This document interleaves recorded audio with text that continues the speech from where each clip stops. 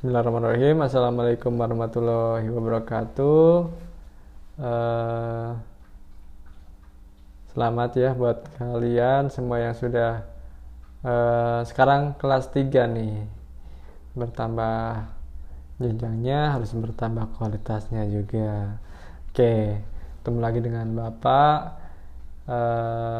Kita akan belajar PPKN, di mana materi yang pertama ini adalah pengaruh kemajuan IPTEK terhadap kemajuan NKRI.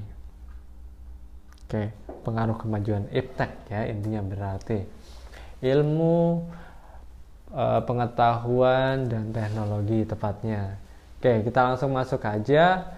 Yang pertama, mengidentifikasi pengaruh kemajuan IPTEK terhadap NKRI. Yang pertama, pengaruh positif nih. Pengaruh positif apa sih? Pengaruh positif IPTEK apa sih bagi kehidupan masyarakat berbangsa dan bernegara di Indonesia? Yang pertama, adanya aspek politik, di mana kemajuan IPTEK berhasil menanamkan nilai dalam kehidupan politik seperti nilai-nilai keterbukaan, nilai kebebasan, dan nilai demokrasi. Nah, di mana nilai keterbukaan ini diharapkan dapat mencegah praktek korupsi, kolusi, dan nepotisme, sehingga dicapai suatu pemerintahan yang bersih dan berwibawa. Yang kedua, pemerintahan yang demokratis atau demokrasi, di mana akan diharapkan dapat meningkatkan kualitas dan kuantitas partisipasi politik rakyat dalam menentukan kebijakan publik oleh pemerintah. Dan yang ketiga, kebebasan, di mana kebebasan ini kebebasan yang bertanggung jawab. Maka setiap orang harus meningkatkan kualitas dirinya dengan kreativitas dalam kehidupannya, tentu dalam hal-hal yang positif ya. Dengan dilaksanakan nilai-nilai tersebut tadi, nilai keterbukaan, nilai demokratis, nilai kebebasan, diharapkan menjadi alat kontrol yang efektif dan efisien berlangsungnya suatu pemerintahan. Dan setelah hal tersebut terlaksana, diharapkan akan tercipta pemerintahan yang lebih bersih, jujur, adil, dan aspiratif terhadap masyarakatnya. Oke, itu yang pertama, aspek politik. Dan yang kedua, pengaruh IPTEK di Indonesia, yang kedua dalam aspek ekonomi, di mana pengaruh positif IPTEK dalam kehidupan ekonomi dapat diambil diantaranya. Yang pertama, meningkatnya investasi asing atau penanam modal asing di negara kita. Seperti kita tahu, ada banyak investasi asing yang menanamkan modalnya di Indonesia. Contohnya seperti kita tahu adanya Unilever ya.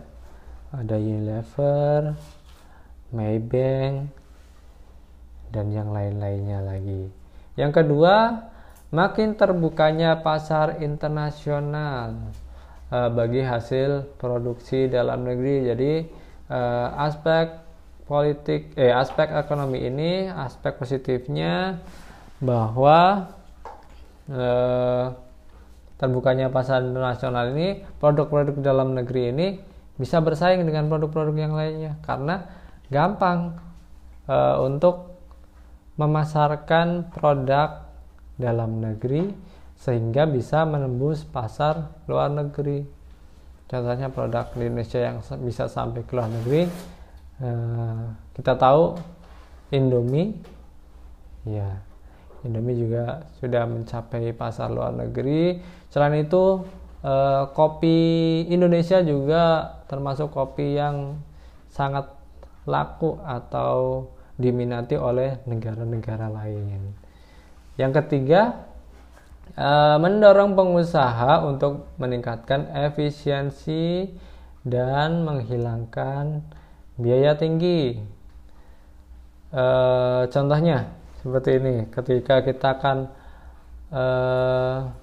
membeli sesuatu dari negara lain yang tidak ada seperti sekarang ya, kita beli apapun hanya lewat telepon genggam, kita pilih barang, kita bayar juga dari telepon genggam langsung. Setelah beberapa hari kita sudah bisa mendapatkan barang tersebut, seperti itu contohnya. Jadi pengusaha itu efisien waktu dan biayanya tentu lebih murah daripada kita seorang pengusaha datang ke luar negeri atau ke tempat lain untuk membeli bahan dagangannya, seperti itu. Yang keempat, meningkatkan kesempatan kerja dan devisa negara. Yang kelima, meningkatkan kemakmuran masyarakat. Dan yang keenam, menyediakan dana tambahan untuk pembangunan ekonomi. Itu pengaruh iptek pada aspek ekonomi. Selanjutnya yang ketiga, aspek sosial budaya. Kemajuan iptek pada aspek sosial budaya ini ditandai dengan kita saat ini sering menggunakan internet. Di samping itu juga didukung oleh alat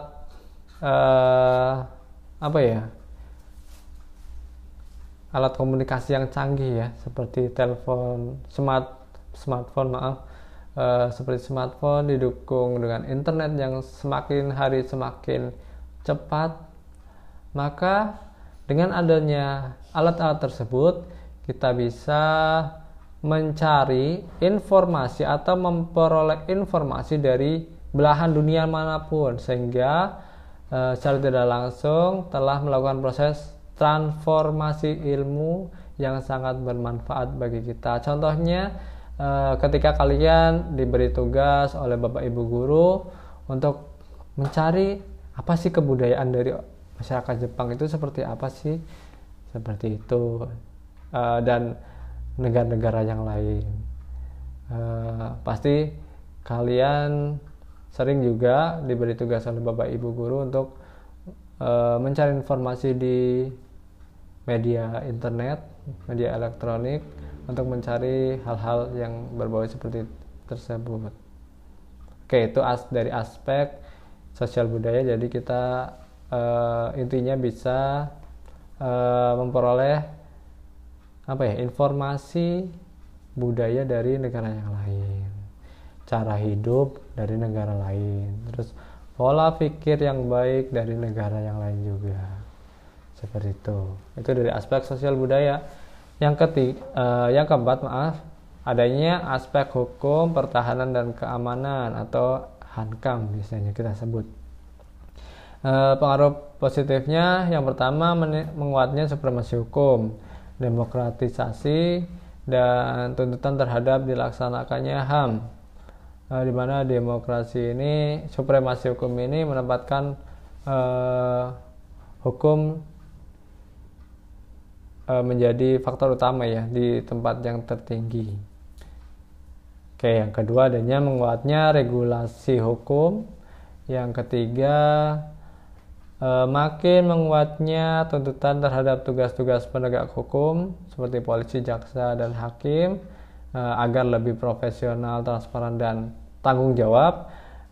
Dan yang keempat, supremasi sipil dengan mendudukan tentara, polisi, dan penjaga keamanan, kedaulatan, dan ketertiban negara. Oke, itu aspek itu pengaruh positif kemajuan iptek bagi kehidupan masyarakat berbangsa dan bernegara ya tadi. Mungkin nanti bila ada yang belum jelas bisa ditanyakan. Dan kita masuk yang kedua, pengaruh negatifnya. Tadi pengaruh positifnya, sekarang pengaruh negatifnya. Apa itu pengaruh negatifnya? Ada apa aja? Sama, ada 4, dari aspek politik, aspek ekonomi, aspek sosial budaya, dan aspek pertahanan keamanan. Kita masuk dulu di aspek politik, di mana tadi adanya nilai keterbukaan, demokratisasi dan kebebasan tersebut tidak menutup kemungkinan akan disalahartikan oleh masyarakat, dan masyarakat akan menimbulkan terganggunya stabilitas politik nasional. Oke, terus juga yang akhirnya akan terjadinya tindakan anarki yang sebagai reaksi terhadap sikap pemerintah yang tidak terbuka, tidak memberikan kebebasan, dan tidak demokratis terhadap masyarakatnya. Selain itu, pengaruh negatif iptek juga patut diwaspadai, adanya gerakan radikalisme dan terorisme. Contoh gerakan radikalisme seperti kita tahu OPM, Organisasi Papua Merdeka, dan GAM, Gerakan Aceh Merdeka, seperti itu. Oke, kita lanjut lagi. Ini dari aspek politik, pengaruh negatifnya. Terus yang kedua adanya aspek ekonomi, di mana pengaruh iptek pada bidang ekonomi, pada aspek ekonomi, negara akan dibanjiri oleh barang-barang dari luar negeri karena tadi perdagangan bebas yang tidak mengenal batas. Seperti kita tahu di negara kita, bahkan produk-produk dari luar negeri itu yang paling dicintai oleh bangsa kita. Bahkan hampir semua kendaraan yang kita pakai itu berasal dari produk mana? Negara Jepang. Iya, pinter. Dan yang kedua, cepat atau lambat perekonomian negara kita akan dikuasai oleh pihak asing. Sudah terjadi? Ya, mungkin sudah terjadi. Yang ketiga, akan timbulnya kesenjangan sosial, di mana adanya persaingan bebas, leluasa, yang mana akan leluasa memonopoli pasar, sedangkan yang kalah akan menjadi penonton dan senantiasa tertindas manut saja gitu. Yang keempat, pemerintah hanya sebagai regulator pengatur ekonomi yang mekanismenya akan ditentukan oleh pasar. Yang kelima, sektor ekonomi rakyat yang diberikan subsidi semakin berkurang. Oke, itu aspek ekonomi. Terus aspek sosial budayanya tadi. Yang pertama, muncul gaya hidup konsumtif dan selalu mengkonsumsi barang dari luar negeri, karena tadi pengaruh iptek tadi banyaknya produk-produk produk-produk luar negeri yang tidak terbendung atau tidak diminimalisir oleh pemerintah. Akhirnya seenaknya aja masuk ke negara kita. Dari hal tersebut muncul gaya hidup konsumtif oleh masyarakat kita, di mana membeli barang yang mungkin kegunaannya belum kita butuhkan, atau membeli barang yang mungkin kita sudah mempunyai tapi kita membeli lagi. Contohnya sekarang ini banyak orang yang mempunyai motor lebih dari 4 atau ya 2, 3 sampai 4 ya dalam satu rumah. Itu juga termasuk ya salah satu contoh gaya hidup yang konsumtif ya.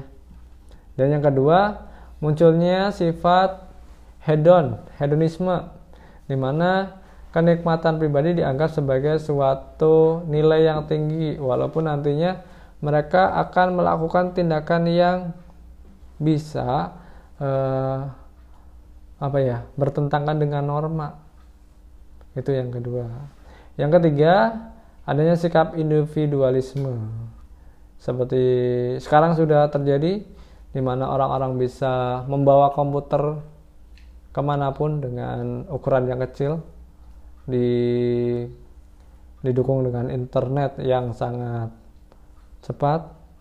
Ketika mereka sedang menunggu apa, tidak ada lagi komunikasi dengan orang yang di sebelahnya, seperti itu.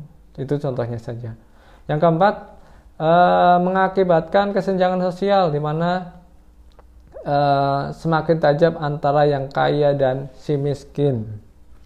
Yang kelima, munculnya gejala westernisasi atau gaya hidup kebarat-baratan, di mana kebudayaan barat yang masuk ke Indonesia ini mungkin tidak lagi melalui seleksi-seleksi ya. Kita terima aja, kita lakuin saja, yang mungkin biasanya bisa tidak sesuai dengan kebudayaan dari negara Indonesia.